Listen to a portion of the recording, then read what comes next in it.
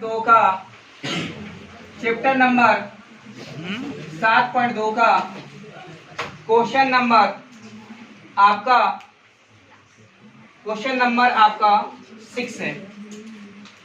ये आपका छठवां सवाल है। क्वेश्चन नंबर 6 क्या कहता है कि यदि बिंदु 1,2 4,y x,6 और 3,5 इसी क्रम में लेने पर समानांतर चतुर्भुज के शीर्ष हो तो x और y का मान ज्ञात करें। सबसे पहले मैं एक फिगर बनाऊंगा। ये आपका समचतुर्भुज का फिगर है। ये समचतुर्भुज का फिगर है जिसमें मैं नामकरण कर देता हूं। यहाँ मैं a दिखा देता हूं, यहाँ b दिखा देता हूं, और यहाँ मैं c दिखा देता हूं, और यहाँ मैं d दिखा देता हूं। और चारों बिंदु का वैल्यू दिया है, आपको दिया है 1,2, यहाँ 1,2 कर देंगे।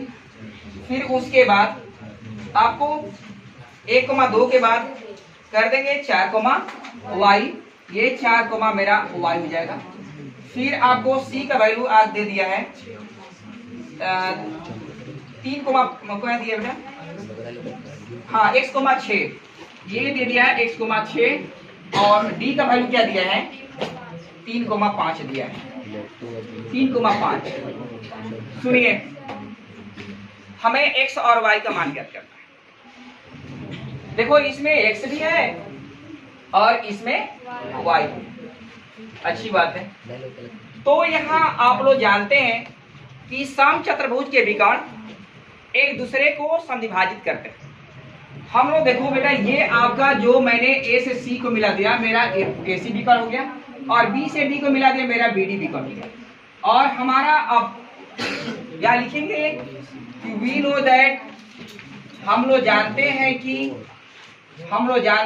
कि समचतुर्भुज के विकर्ण एक दूसरे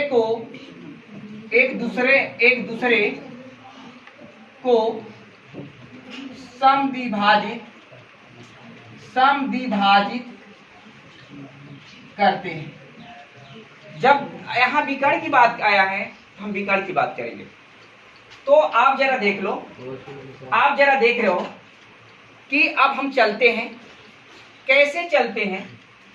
तो अगर हम चलेंगे तो यहाँ देख लो बेटा, आपको पता है मध्य बिंदु मैं सिखाया हूं। तो यहाँ AC में देखोगे, AC में हम जाएंगे, AC में जाएंगे, x1 का मान हमारा 1 हो जाएगा, x2 का मान हमारा x हो जाएगा, y1 का मान मेरा 2 हो जाएगा, y2 का मान मेरा 6 हो जाएगा।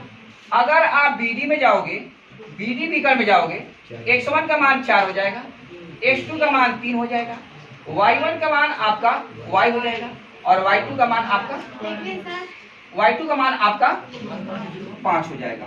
आपको पता है मैंने x1, x2, y1 और y2 का वैल्यू हमने आपको बता दिया।